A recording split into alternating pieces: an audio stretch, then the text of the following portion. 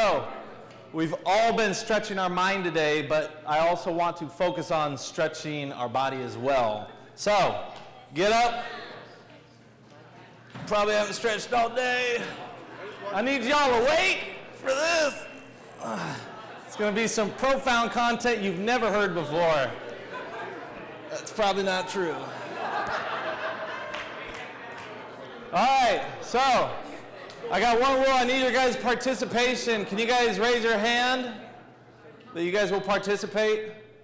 You guys willing to stretch and do some things that are a little weird? Be open? Just kidding. Half the hands go down. All right, so what I want to do a little exercise, and I want to see how high you guys can reach. Oh, see how high you can? Yeah, see how high you can reach. Wow, that's pretty high over here. So in this exercise, I want to see real quick how high you guys can reach. Now, I want to see if you can reach even higher. All right? And could you possibly get even higher? Now, if I gave you 10 seconds and I said I will give $50 to the hand that's the highest,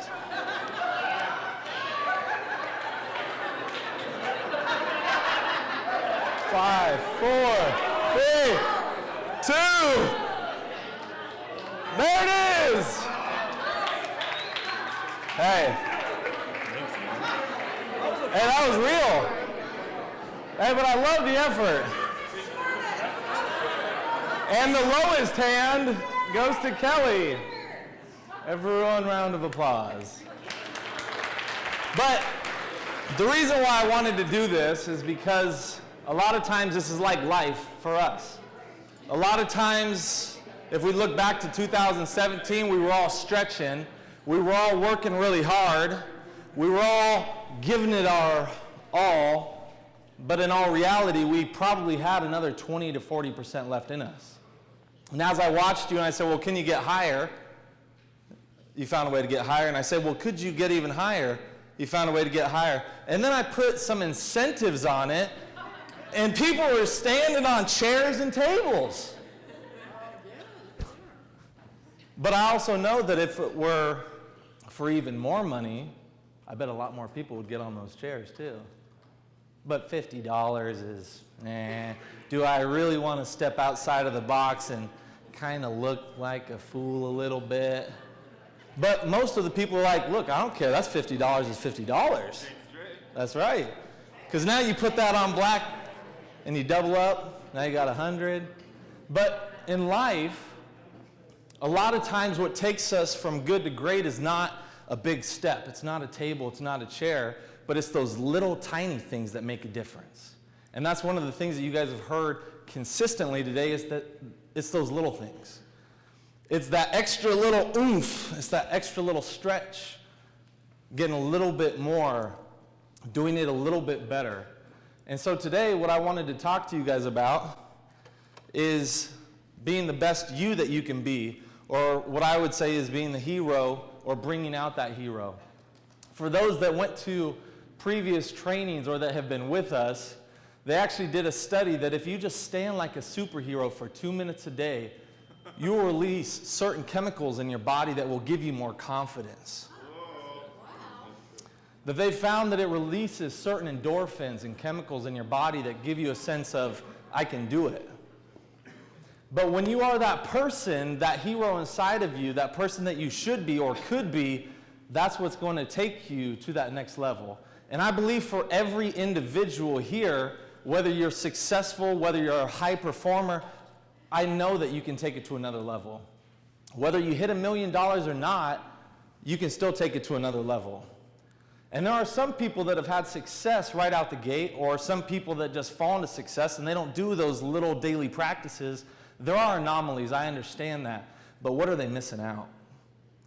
And in our sales system, in our process, a lot of times, what I'm asking myself is, what could I be doing differently? What are the little things that I could be doing differently on a daily basis, from a handshake to smiling when I greet them, to the tone of voice like Spencer was talking about, to the greeting, to the PCC? Every little aspect could either help or hurt you.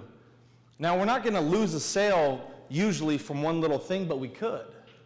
It could be one thing that could offend that patient where now they no longer want to purchase hearing aids from us. Everything was going great until that one thing happened, and now, I don't really know. I really do got to think about it. And in sales, it is those little differences that I want you guys to challenge yourself to look at how you operate on a daily basis, what you do that can make a little bit of a difference. Because there's a compounding effect that when you do those little things, they add up to big things at the end of the year.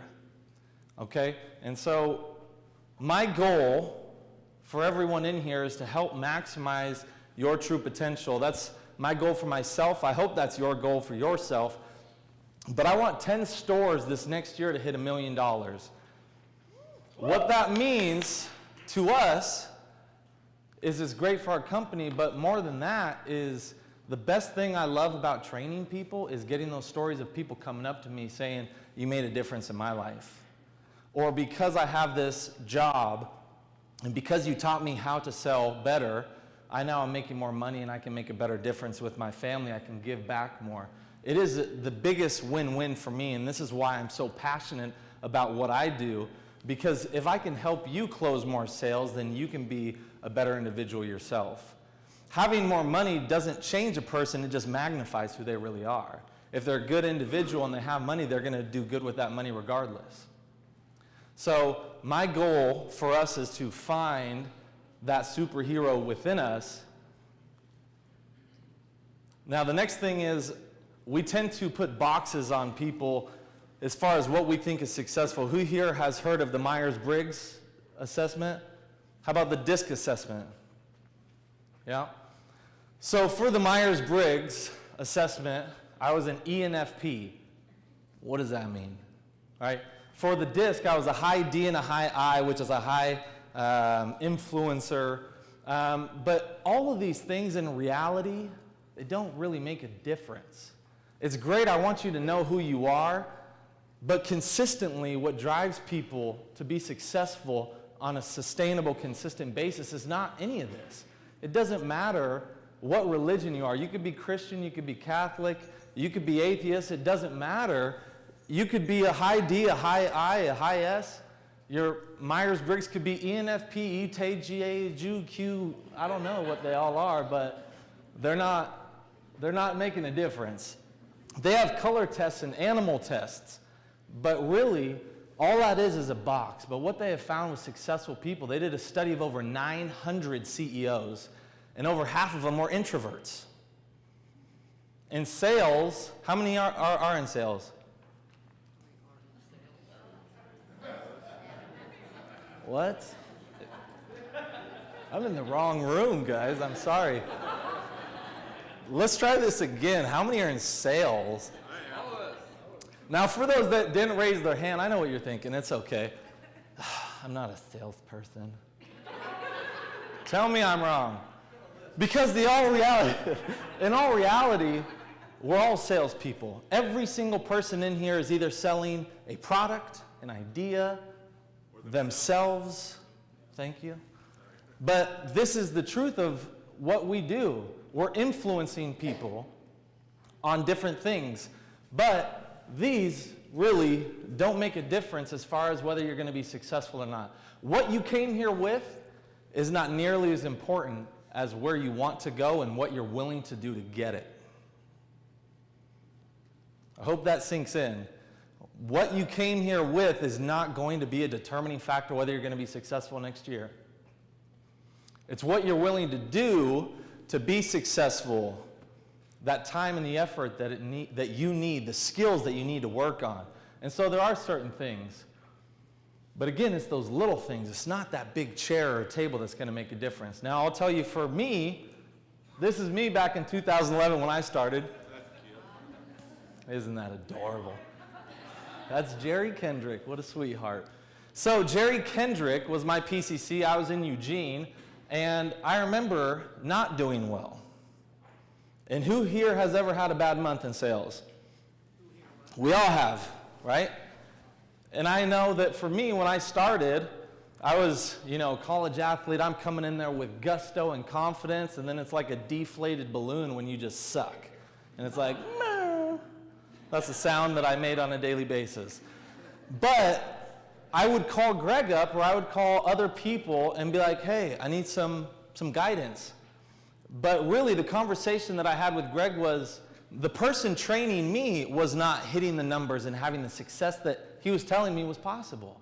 So I was like, hey, I don't know. The person training me says that he's not doing it, and the other person that he works with isn't doing it either.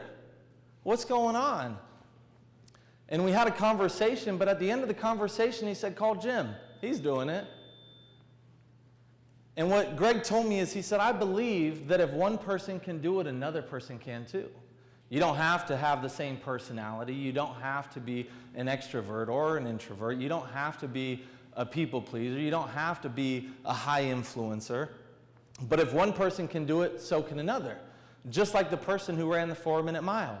After he ran the 4-minute mile, just within weeks, high schoolers were doing it. And they thought it was completely impossible before that. And so he said, reach out to Jim. And so I called Jim, and Jim says, well, I have a wealth of knowledge up in this head, and I'd be willing to give it to you, but take me to dinner. And I said, absolutely.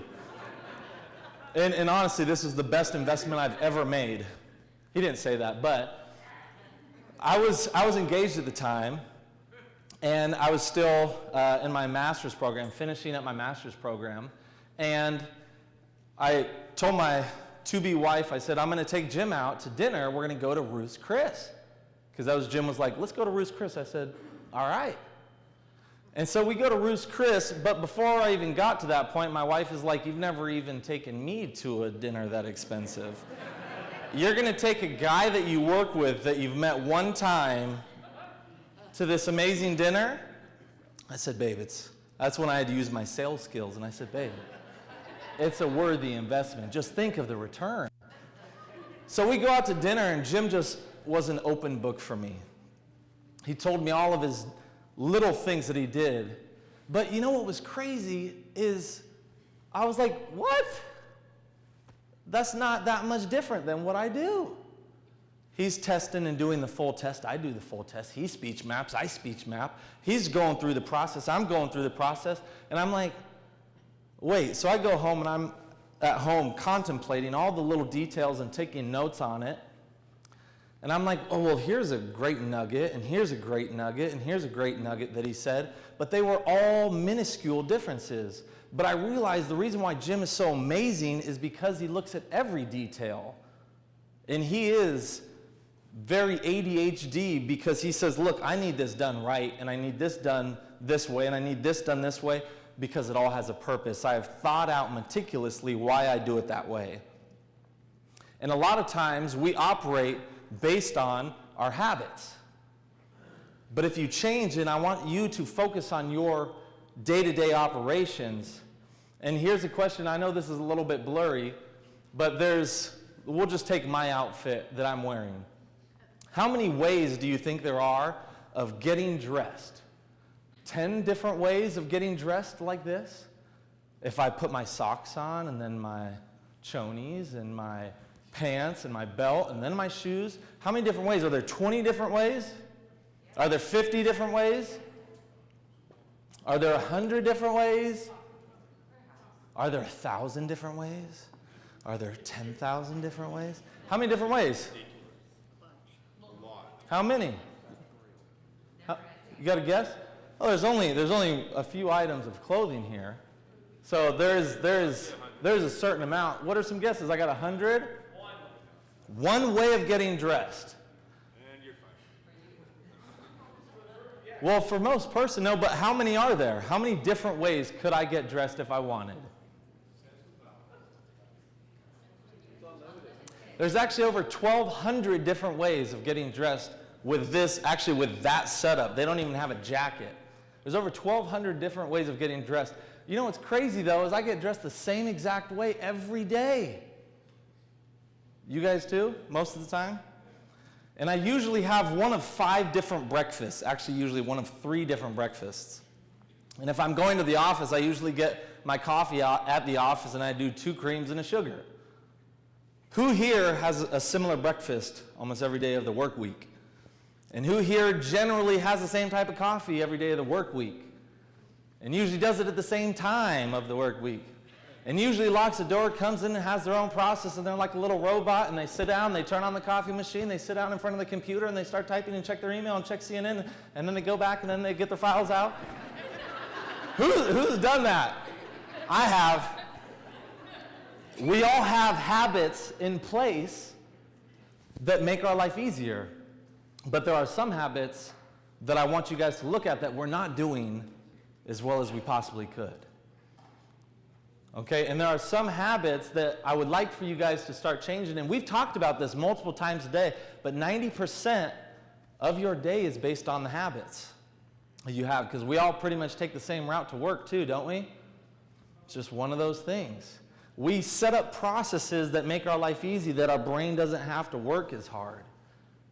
And so I want you to look at what you guys do on a daily basis. I want you to look at every piece of the puzzle and see, how could I do this a little bit different? This is when I want you guys to start reflecting on how you could do this better. But one of the best things is it starts in the morning. Because I know I've done this in the past where I'm tired, snooze, snooze, snooze.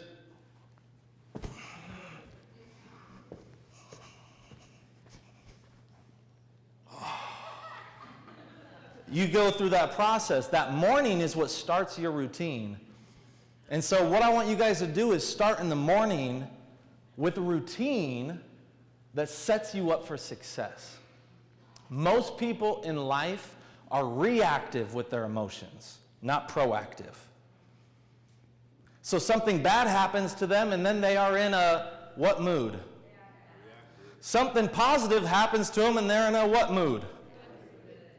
Kind of weird how that works, right?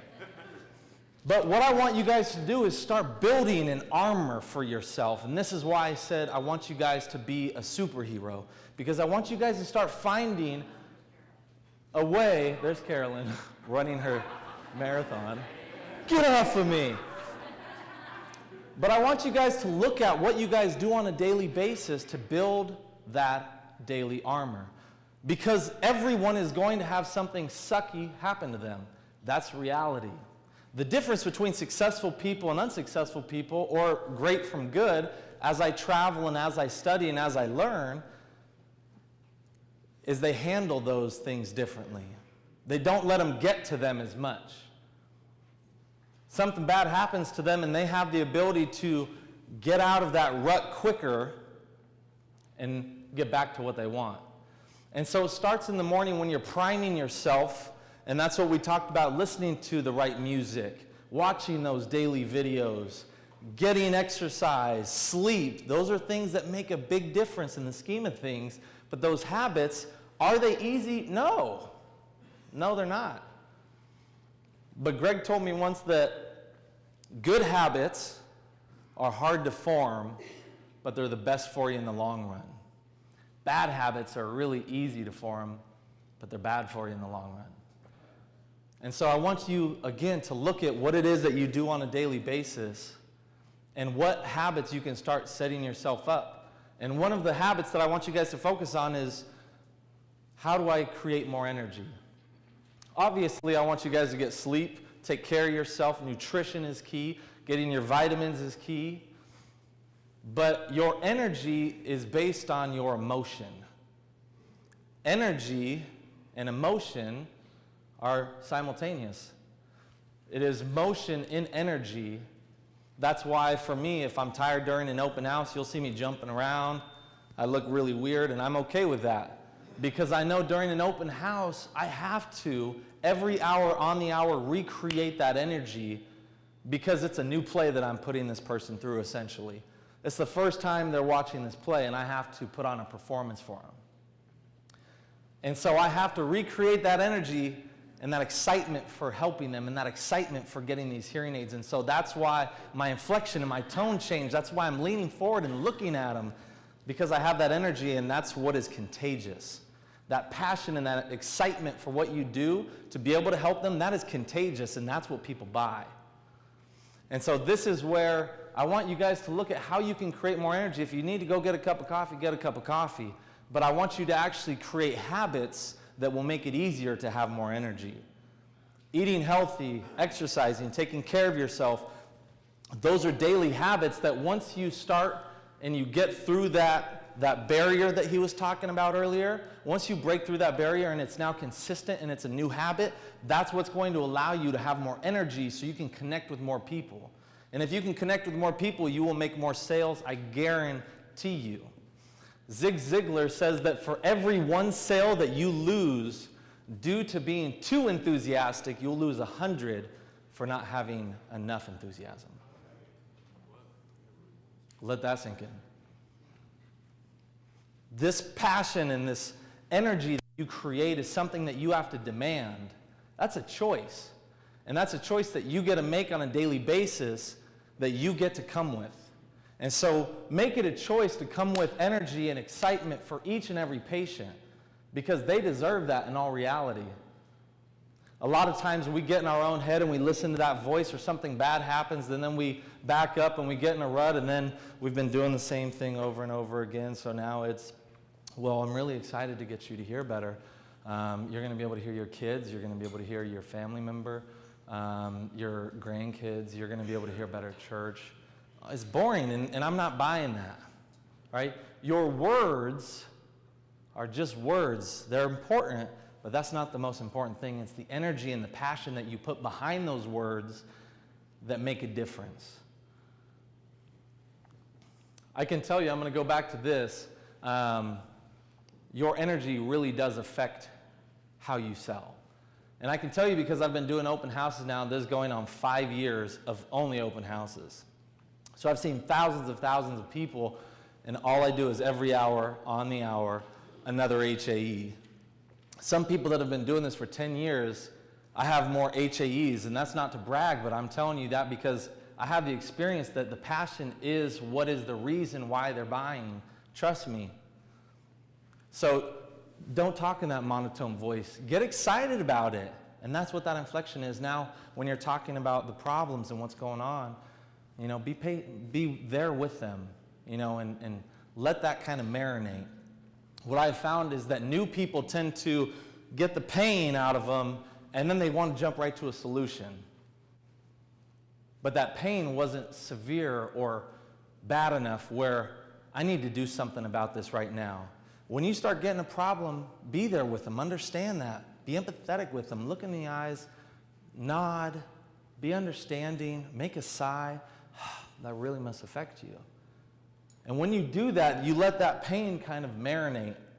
And that's when they want to find a solution. But I was doing an open house not too long ago in Pleasant Hill, and we had gone to Disneyland with the family beforehand, and I had gotten food poisoning. And I'm very prideful about this. I want to be the Cal Ripken of the hearing aid world. And Cal Ripken was the Iron Horse who hadn't missed a game in over 1,000 games. I'm going to knock on wood, I haven't missed a day of open houses from being sick or anything like that, so I've been very blessed, and I'm very proud of that. So here comes the food poisoning, and I do not want to go to work. I'm calling, I'm like, I think I'm gonna finally call it quits. I'm gonna take a day or two off. But part of me was like, no, I can get through it. Nate is a good friend of mine, he can just wear it. But my energy also affected him too. I'd come in and I'm doing that open house and I'm like, ugh. I know all the verbiage of how to handle an objection. I know how to explain the anatomy. I've done it 1,000 times. I know how to handle the price objection. I know how to do the demos and get them to feel like, wow, this is really making a difference. But it didn't matter. I couldn't close a door. I couldn't get people to buy that really needed to buy hearing aids, that had a hearing loss, had the financial means to get the help, and I couldn't get them to buy. And it was happening over and over and over again, and I'm like, oh my God, I just want to go home. But Friday was when I had this light bulb that kind of went off, and I said, what? It's all up here. And I know that I'm handling them the same way, but I'm not, if that makes sense. I'm saying the same words, and the words are there, and I know the words, and I know the script, and I have it memorized. I want you guys to do that, but that doesn't mean that you're going to be successful, because if you don't have that passion and the energy behind those words, they're not going to buy into it. You guys feel what I'm saying? Yeah? And so I had an eye-opening experience in Pleasant Hill that is not what makes the difference. But when you have that energy, it's going to start building this confidence loop.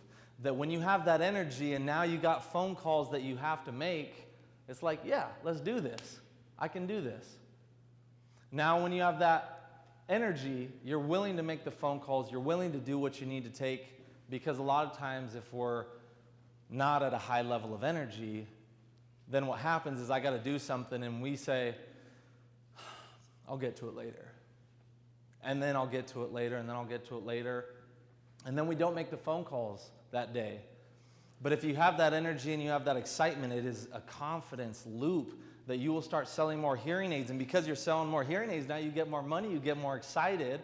Now you want to really reinvest into this industry because you're like, man, I'm making good money and I'm helping people. This is awesome. I really need to learn programming.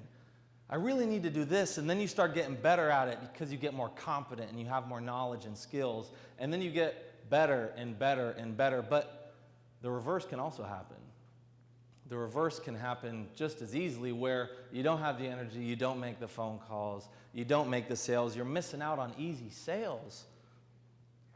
And now because I'm missing out on easy sales, but I don't want to take responsibility, so this is just, bad market, bad economy. I don't have the patience that have the money.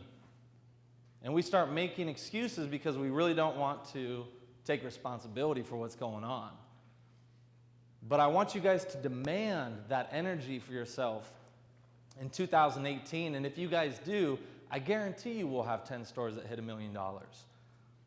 Because you guys have the skills, you have the resources within you, you have that hero within you. It's just you got to bring it out. And you'll only bring it out every now and then. So this is one of the things that Spencer was talking about. I call it my boardwalk. We were doing an open house in Santa Cruz, and we stayed a couple extra days, and they have this beautiful boardwalk.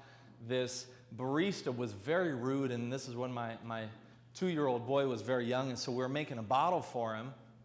And she was just extremely rude. It took like 15 minutes, and so my wife and I are both upset. The kids are screaming, and so we're just upset. And now we start bickering back and forth at each other, which I know most of us have done it another time with our spouse. And so I said, this is not how I want to talk to you, honey, and this is not how we should have a relationship. At the end of the boardwalk, let's not talk until we get to the end of the boardwalk, but by the end of that boardwalk, let's just forget about it. Because whatever happened, that doesn't define who we are. That shouldn't make us act differently just because someone else might be having a bad day. And so they took it out on us, and now we're having a bad day, and we're taking it out on each other and our kids. And so at the end of our boardwalk, and that's what we decided is, now we have boardwalk moments where if something happens, it's like, I just need a boardwalk minute. It's like, give me 5 minutes to walk around to release that tension. But the same thing is that doorway, that book that he was talking about. Another way that you can use that is to release and reset what's going on. To set an intention to bring that energy again, because I know, just like you've had patients that are frustrating. You've had patients that are not patient, that are rude to you when you're just trying to help them.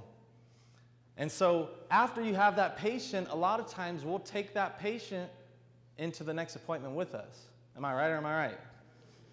We've all done it. I know I've done it 1,000 times. And so it's something that we need to get better at releasing and resetting. So every time you walk in that doorway, use that as that trigger like Spencer was talking about. At this point forward, I'm going to release whatever happened behind me, and I'm going to set an intention to be energetic, and I'm going to be joyful, and I'm going to affect this person on a different level, because we have that ability. We just have to bring that out of ourselves. So things I want you guys to ponder, just some quick questions. A weekly schedule that I could get used to get healthier and actually stick to it would be what? What thing could you do? What kind of energy do you want to bring to the appointment, to the phone call? I don't want to tell you. I want you guys to find that for yourself.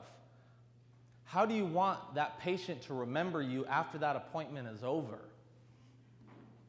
A way I could remind myself to release the tension throughout the day is you could have a text message reminder.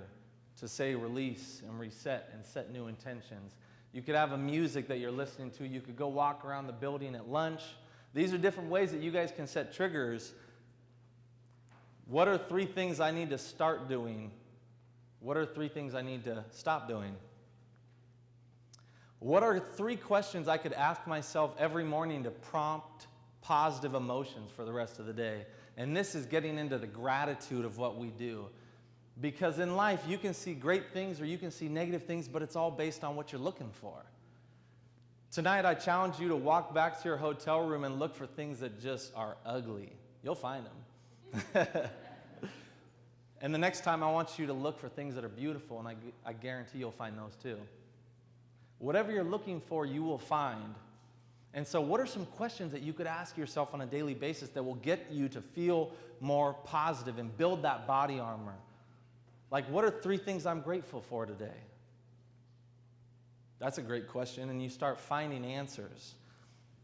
The next time you have a negative emotion come up, I'm going to tell myself this: you rock. You're a badass. Don't worry about it. I got this. Forget about it. They must be having a bad day. These are all things that we can tell ourselves that can help us kind of release what's going on. The next thing is relationships. We've already talked about that too. Get around people that make you better. Get around people that make you hold yourself to a new accountability level. Now, when you are within those relationships, I want you to tell them what your intention is for this next year, because they're also going to hold you more accountable. The more you verbalize it, which is why I told you what my goal is, because the more you verbalize it, the more real it becomes.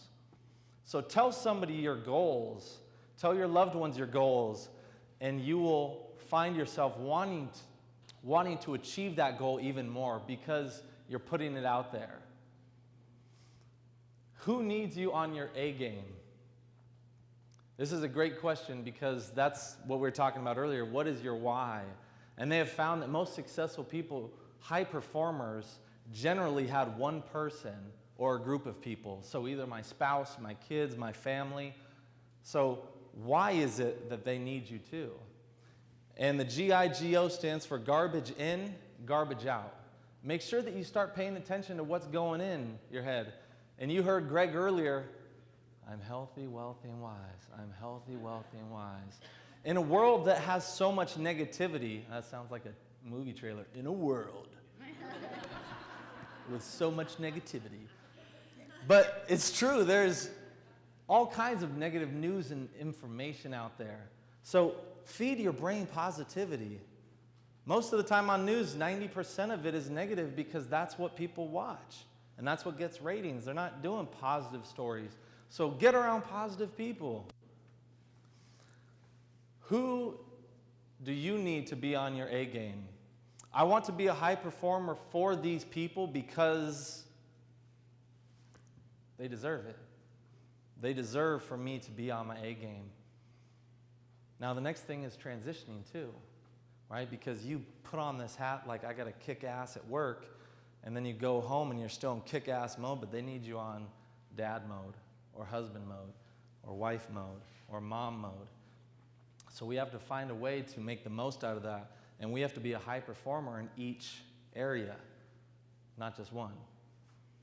But find somebody that you can learn from, study from. That's why I reached out to Jim, who was a great mentor to me. That's why I called Greg, because he is a great mentor to me. And Coach Bowles. I have found mentors that I've surrounded myself with because they bring the best out of me. And that's one of the things that I want you guys to do as well. Find people that are better than you. And they don't have to be in your area. Call them on the phone. Send them a gift card to Ruth's Chris. The next thing is optimizing your day. Okay? This is very important because it's not how much time you have. It's what you do with that time that matters. Please let that sink in. It is not how much time you have, because there are people that complain, I just don't have the time to do this. I don't have the time to make the phone calls. I don't have time to put together this hearing aid. Which is true, except for it's not. We all have the same amount of time, It's just that your priorities are in different places. Because what will happen, and who has been here, because I know you're all guilty and I want to call you all out because it's so true, I've been there myself.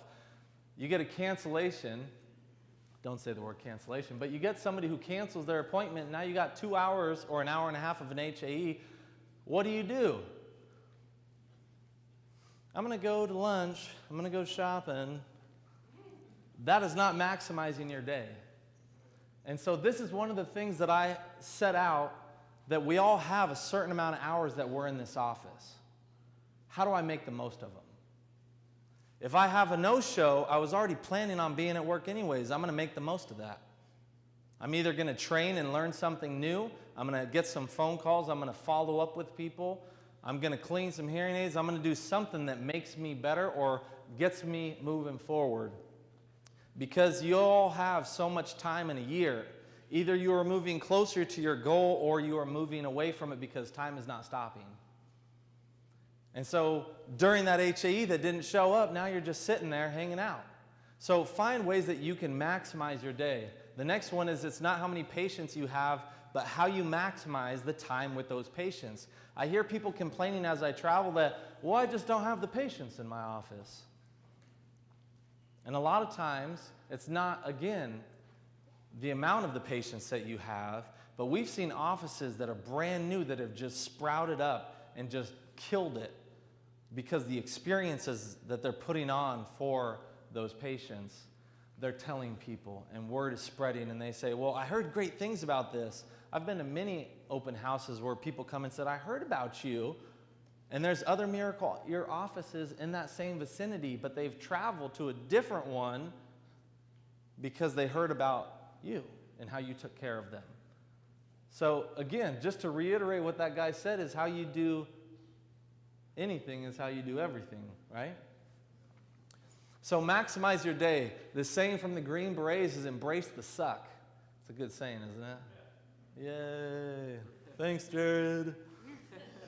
Embrace the suck. Now, what I mean by that, or what the Green Berets mean by that, is every job that you have ever had in your entire life, there have been parts that sucked. Am I right? There are parts that you do it, and you do it again, and you do it again, and it lost its charm, and now it's just a job. And I don't like it anymore. Embrace the suck and honor the struggle.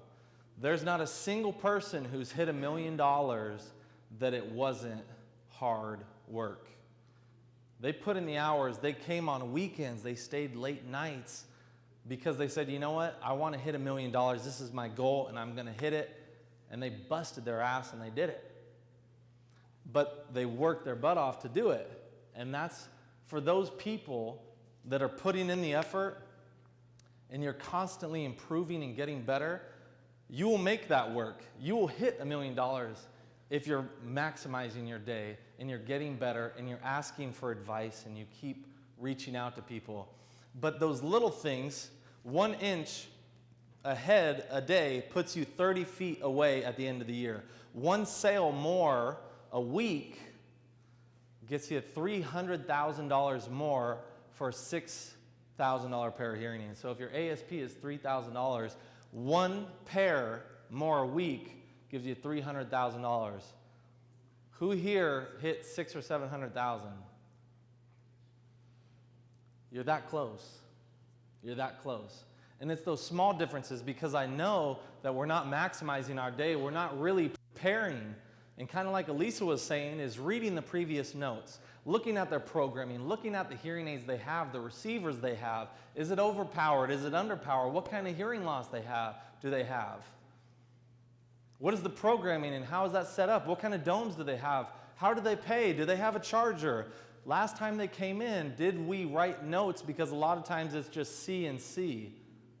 Write notes on what it is that you did, what they talked about. This is why Jim has them fill it out every time, because he now has ammunition to go back on to say, you complained here, we made an adjustment. You complained here, we made an adjustment. You complained here, we made an adjustment. When is it time to get new hearing aids?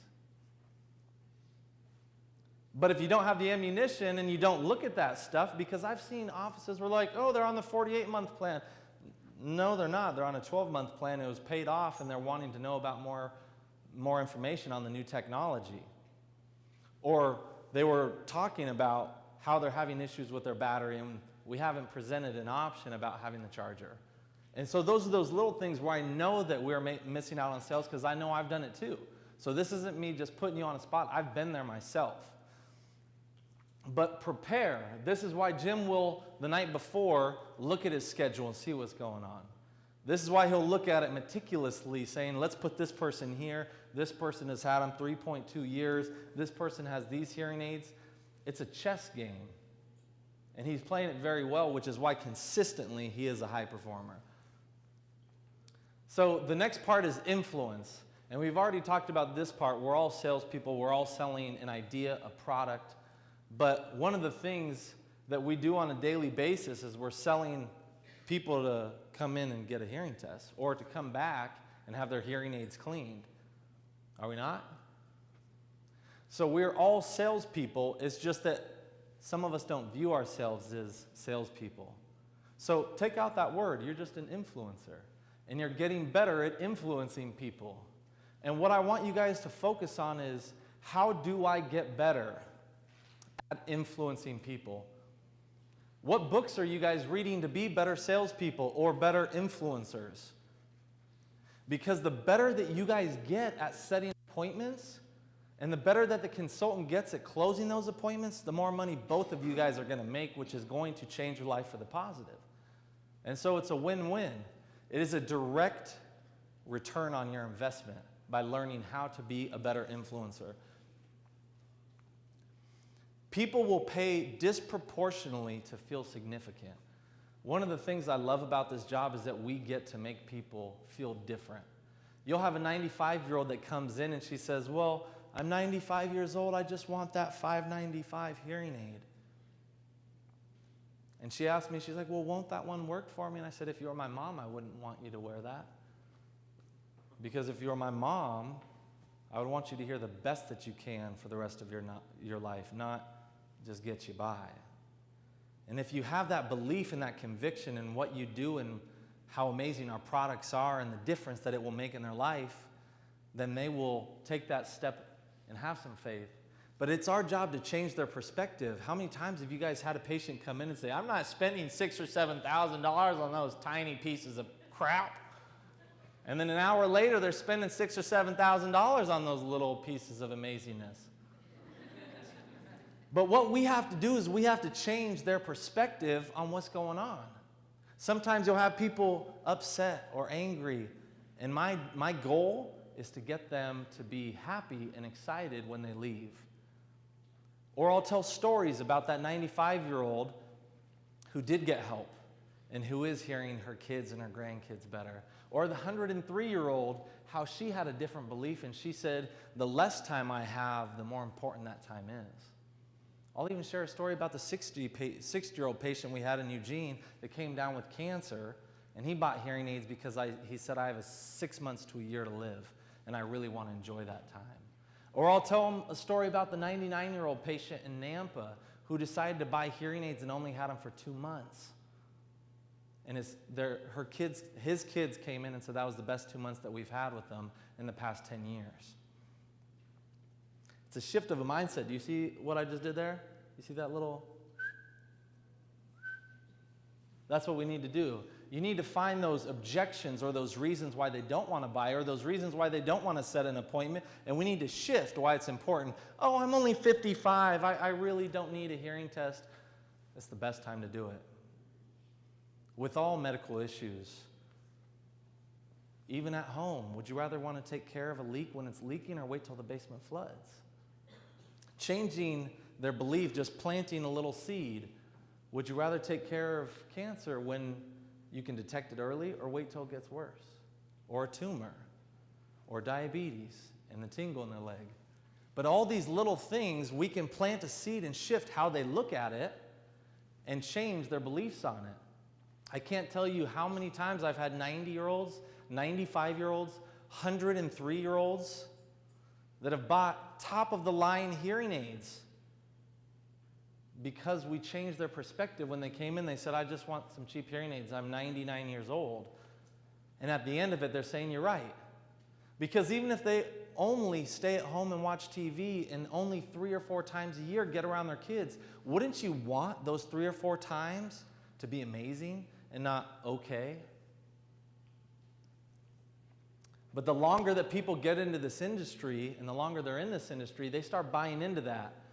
And they start trying to fix their hearing aids that are 10 years old because they're 90 years old and they don't have any money. I've been there too. And then I get them new hearing aids and then they say, wow, this is amazing. Or I won't even talk to them about new hearing aids because I believe that they're too old or don't have the money. And then we had an open house and then they bought from the closer and I was like, what the heck? That was the patient that I should have helped. And those are people that I've been letting down. And one great story is the 99-year-old in Nampa, the consultant that was there had said, you know, I've been letting this person down for years because I didn't talk to him about new hearing aids. Because he said, I'm 90 years old, my health isn't good, I just don't want to spend the money. And so he didn't present it to him.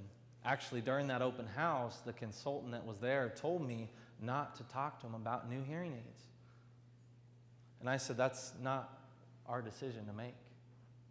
Our job is to put the options in front of them. I can take care of your hearing aids, or we can get you hearing like this. What do you want to do? Same thing with the protection plan. If you're not offering them that protection plan, then we're doing them a disservice. And so I want you guys to start working on how to get better at influencing people. Study this stuff, because this is going to make you more successful in every area of your life. This is not a joke either. This is serious. This will make your relationships at home, with your kids, with your spouses better, because the better you get at explaining and talking to people and helping them understand and communicate, the better you're going to be as a husband, as a mother, as a father, and work as well. But in order to influence someone, you must be able to influence yourself. Now, this is another profound statement. If you change the way that you look at things, the way you look at things change. I'm going to say that one again. If you change the way that you look at things, the things you look at change. And so a lot of times, make the sound for me when you know that you have to make outbound calls. I like it. But honestly, when you think about having to make outbound phone calls, you have this piece in your mind where you're like, but what if you were thinking about every phone call as a person, a grandma, that 95-year-old that you could connect with? It's all a numbers game, and statistics don't really lie.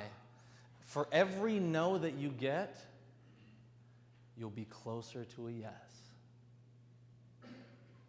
For every no that you get, you'll be closer to a yes. So get excited about those no's. For every no you get, be like, I'm closer. Pick up the phone and dial again, because in all reality, that is what's going to make the difference, because your attitude and your approach to these phone calls are going to change how you handle those objections and how you talk to those people. And then you're going to set more appointments, and you're going to help more people, and you're going to eventually have more success in your stores, and you're going to get paid more, which is always nice too. And so change the way that you look at things, because you have that choice. But again, you have to demand that out of yourself to make that choice. So I want you to, at some point in your day, when you have the next time that you're in the office and you have to make outbound phone calls, put a smile on and be like, gotta know. Try it. Get excited about it, because you're like, yes, guess how much closer I am? One person closer. But also, I want you at the end of the day, like Spencer and Chase were both talking about, is look at how you can handle that objection differently. Right after you get done with that phone call, right after you get out of that HAE, I want you to look at what could I have done differently that would have given them a different response. My tone of voice, the words I'm using, what could I have done differently that might have changed the outcome? And when you're looking at those little differences, that's what's going to keep getting you better and better, and you're going to start to notice you get less no's and more yeses. And then you are going to be happier when somebody says no, because you're like, I learned something. I am closer. The last part is being clear on who you are and who you want to be. Now, this is that superhero inside of us. Now, this is where it takes being honest. Because if you have the best map in the world and you have a target and a destination of where you want to go, but you don't know where you are, you're not going to get there. And if you do know where you are, but you don't know where you want to go, you're not going to get there either. So you have to have those 2 points. You have to be honest with your skills. What do you need to work on? Where are those points for you in your day-to-day operations where you think you're good, but you're really not? Sometimes it hurts to be honest with ourselves. What are things that you need to do to get to that level? This is where, who here has heard of NLP? A few people. So NLP is called neuro-linguistic programming. Neuro is our brain. Linguistic is the language, and the programming is, again, like Greg talked about, is reprogramming our brain. So my brother, he played baseball in college at Lewis Clark State College, which is an amazing baseball program, and he was a pitcher, but he was a closer. So basically, it's all on him. He goes in the last 2 or 3 innings, and all pressure is on him. So he started going to this NLP coach, and they started doing kind of what Spencer was talking about, is setting triggers. So he would sit him down in a chair and have him close his eyes and start envisioning himself being the best pitcher. He had him think about the time where he was absolutely unstoppable, where the game would just slow down, that the mitt would just seem larger than life, that he could see the ball spinning in slow motion, that he had control over every pitch and had control over the speed, where he was just absolutely in the zone. And at that moment, he would tap, hit the brim on his hat. And they did it over and over and over again, kind of like Pavlov's dogs. Remember, you ring the bell, you get the meat, salivate started. Now you ring the bell, they salivate. Same concept, okay? And he started triggering it. So then when he went into the game, somebody hits a home run before he was emotional about it. Just like us in sales. If a person doesn't buy the hearing aids, we're like, man, and we're sitting there talking to the next patient, and even though I'm looking at you and talking to you, I'm still thinking about the last patient. We've all been there. And so he's thinking about the last pitch, and he's not focused on what it is he's doing, and then guess what? A double, a triple, a single, and he's just getting destroyed. And so now he got to the point where every time he hits the brim of his hat, it instantly takes him to that state where he's a badass, where he's just in the zone. And so some guy hits a home run off of him, and he's like, didn't faze me. And that's what I want for all of you to get to the point where somebody doesn't buy and you go, doesn't faze me. And the next appointment, you are your best self. Because in all of us, we have a badass and we have a weak little individual. In every one of us. This isn't me pointing fingers. I'm telling you, this is in all of us. We all have a badass and we all have a weak self. But the person who gets stronger is the person you feed. So who are you giving attention to and who is running your office? We recently went to a Tony Robbins convention, which was awesome. And he's like, I have multiple different personalities. At home, I'm Tone. My friends, my family, they call me Tone. I'm a loving, gentle, caring individual. But when I step foot and I cross that plane into office, I'm Tony effing Robbins. And he's walking like this. And he's like, I created this self because I knew there were certain attributes and characteristics and traits that I needed to have to run my office successfully, to be able to handle those obstacles and objections. When you have those obstacles, if he's Tony F. Watch out. I don't even need it. Right now, I'm Jared F. Mace. No, I'm just kidding. But this is what I want you guys to walk into that office, because each one of you are going to experience obstacles. You're all going to run into that wall. But there's a certain individual inside yourself that can break through that wall, and you know it's inside you. But there's also that certain person inside of you that once they hit the wall, they say, and they go back to what's comfortable. People tend to follow what's comfortable for them because it's easy. This year in 2018, it's going to be a different year for us. And the reason why I believe that is because I know that you're all badasses. I know that you all have the resources inside you to break through those limits. But what are you going to do on a daily basis to feed that person? That's the question you need to ask yourself. What can I do on a daily basis in the start of my morning to bring out that person? But also, again, when you transition back to home, you can be that other person. And I can be Jared for my wife. But when I step into an open house, I'm that badass where I'm like, this is going to be awesome. We're going to kick some ass today. Get out of my way. And that's the mindset that you need to have.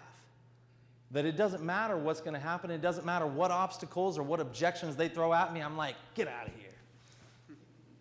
But that's the mindset that I want you guys to have is bring it on. And it's not like, oh, another obstacle. I had another franchise owner that said, you're persistently pushing all day. And I thought about it, and I said, you're kind of right. I am, because there's not many people, maybe a handful of people in all the years I've been doing this that have walked in and said, today's the day I want hearing aids. People just don't do that. They don't walk in and they're excited to say, yes, get me a pair. And so what happens is we have to reframe their mindset on why this is going to be the best thing for them, why it's important to do it now rather than 2 years from now, why it's important to do it now rather than fixing the water heater or the car or whatever else is going on. That's our job, to influence them to see the value in taking care of their mind and their relationships, because in all reality, if they can't hear, it's tough to communicate, and if they can't communicate, it's tough to have a real good quality relationship. And so we have to change their perspective that those little tiny things are the most important things in their life.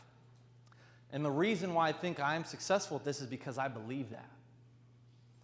I can talk to them and I have that belief and conviction that those little things are priceless. Because the quality of a person's life in my eyes is based on the quality of the relationships that they have. Tell your patients that. The quality of your life is based on the quality of your relationships. The quality of your life is based on the quality of your relationships. But if you can't hear, it's tough to communicate. And if you can't communicate properly, it really makes it tough to have a good relationship. Which is why you've seen the grandma and the grandpa withdraw and just watch TV and withdraw and do very little. That one little hearing aid can change their life. And you can be that hero for them, and you can be that hero for everyone. And that's one of the things that I wanted to challenge you guys to do, is look at those tiny things on a daily basis, because I believe in you guys. I know that if I can do it, that you guys can do it too. I know that if other people are hitting $1 million, you guys can too. Success leaves clues. It's a recipe. And if you do the same thing at the same time, you're going to get the same result. So I truly believe in you, and this is one of the reasons why we changed the schedule, and I wanted to end the day because I wanted to leave you guys with a little bit of my passion and my love for doing this, and I hope that you guys can carry this with you tomorrow, that you guys will soak up every piece of information as you guys learn, because tomorrow's going to be a packed day as well. I hope that you guys come ready to learn, that you guys maximize your time while you are here, and that you guys go back on fire with a new conviction. You guys walk into your office, that badass superhero. That's what I want. So thank you guys. I love you guys.